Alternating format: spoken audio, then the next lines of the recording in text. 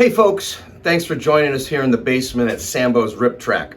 Among a bunch of other things, today we're going to take a look at part 2 of our On18 Climax or crummy build, however you want to call it, whatever you want to call it, using the Cato 1106 chassis as the basis.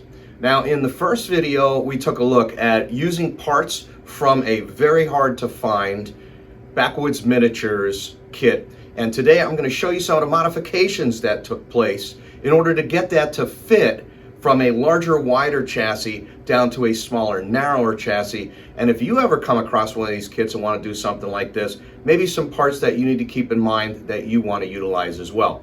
So let's check it out at the bench.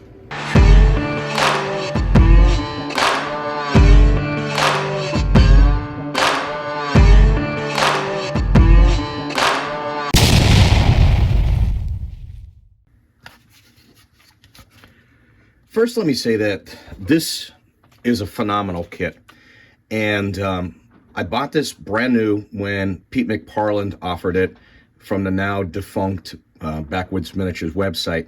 And I'll tell you what, if I ever came across another one of these, I would definitely pick it up. I had this on the shelf for many, many years because I really couldn't decide what I wanted to do with it.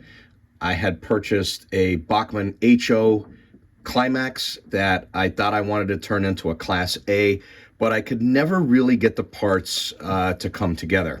Now, when the On18 craze fired up in me, thanks to Gary Beatty, Dave Meeks, and a few others out on the West Coast, I really got interested in this. And the kit was originally designed to fit this wider, larger chassis on the ON30 gas mechanical. And as you could see, we have our deck built, and it's sitting over the Cato N-Scale 11-106 chassis. And because we had to go narrower, we had to take a few boards off of the back of this panel here to narrow the situation, which is going to eventually be the front of the loc. And then for the back of the locomotive, I decided I'm not going to go with the tank. I'm going to go with a back panel.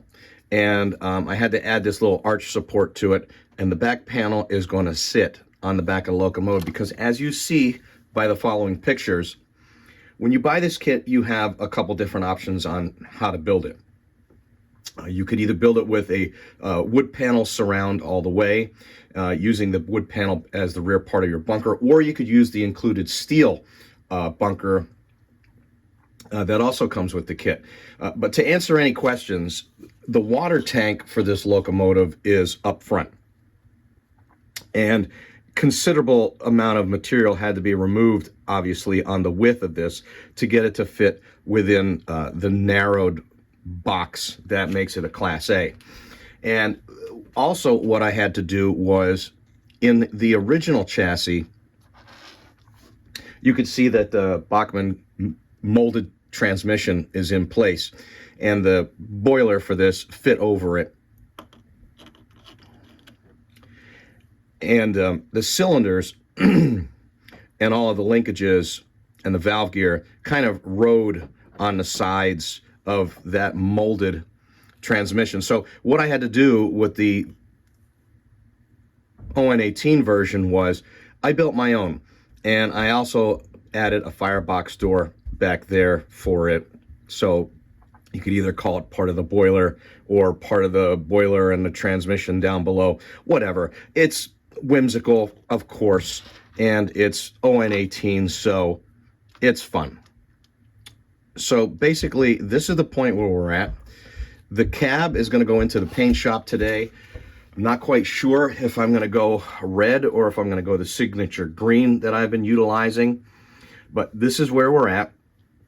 And we're coming down to the end on this build here, and I'll feature a video when everything is completed. These things run like a clock, and if you're at all interested in getting into On18 or adding it to your O-scale narrow gauge adventure somewhere, it's a lot of fun, and it's really tiny. It harkens me back to my days when I did HON3.